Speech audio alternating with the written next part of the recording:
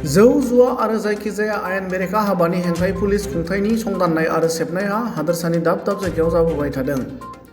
बेबादि समावनो सरथेबारि पुलिस थानायनि मोनसे पुलिसनि हानजाया संदाननानै सा 6 जुवारिजों लोगोसे जुवा गेलेनायाव बाहायग्रा गोबां मुवा मोनो।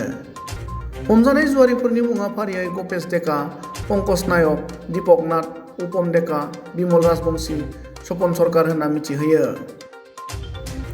बेबादिनो नगाव पुलिसनि मोनसे हानजाया सामुगुरि थाना आरो काटवाल थानानि पुलिसनि मोनसे हानजाखौ लानानै कलियाबरनि एसडिपिअनि हेफाजाबै ड्राग्सनि हेंथायै संदाननायाव गंसे बोलेर' गारियाव मोन 36 केसआव 464 ग्राम हेर'इनजों लोगोसे नोगोद 1,92,350 रां मोनो आरो गंसे स्कुटि आरो सासे सुबुंखौ हमनो हायो होनना मिथिहोनायजों लोगोसे हमजानाय सुबुंखौ आयेन बादियै साजा होनाय जागोन होनना पुलिसनि बिथिंनिफ्राय मिथिहोयो।